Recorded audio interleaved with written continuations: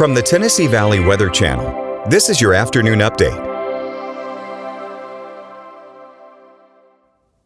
Hey folks, good afternoon. Hope you had a nice weekend so far. And certainly today is continuing the trend of yesterday, right? In fact, today and yesterday, very similar at this time, right? Temperatures in the 80s, dew points in the 60s. So there's a little bit of moisture out there, but it's ambient moisture. We're not talking much in the way of cloud cover. Certainly no rainfall out there. Honestly, just a nice, if slightly humid day, but really not enough to make any huge difference. In fact, hopping across the state line of Cherokee, you can see some perfectly framed fair weather cumulus clouds there, winds mostly calm, temperatures here in the 80s as well. We'll be warming up a few more degrees yet as we head through the next, I'd say about 5 or 6 hours, probably ending up somewhere around 86, 87 when all is said and done for our daytime highs. Cooling off pretty quickly though as we head through tonight. And why is that? Well, we have a cold front coming through. Watch this as we head through past midnight.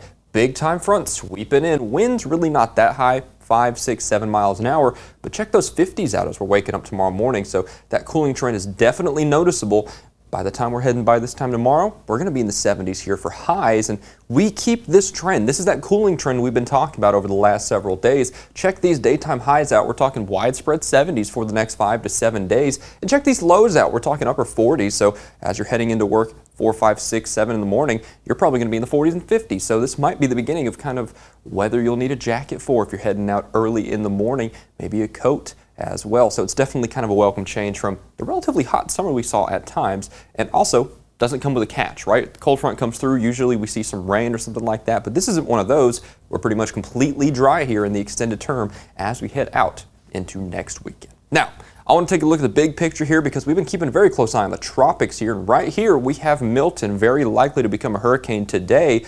I mean, that thing is really getting its act together. And in fact, as we head over the next several days, drifts east, turns a little bit north, and it looks like it has its sights set on the Florida Peninsula. At the moment, somewhere between Jacksonville, there by the Big Bend, down to the Keys, just north there. So it's quite a big cone of uncertainty. Could make landfall anywhere here. The center line actually is right there through the Tampa Bay metropolitan area, so we'll have to watch this very carefully. It's going to strengthen into a major hurricane by the time we're heading through early to mid-morning Wednesday, and that's when it's expected to make landfall. So we got to watch this very carefully. If you have any family and friends down there in Florida, I'm sure they know all too well over the years how to handle hurricanes, but let them know this one's coming. They have a couple days. They should go ahead and take their precautions and listen to any evacuation orders if they're along the coast, especially. And this is not going to impact the Tennessee Valley at all, but still, just want to remind you that hurricane season is still active. Yes, indeed it is. All right, so back to the Tennessee Valley, of course, as I was mentioning there.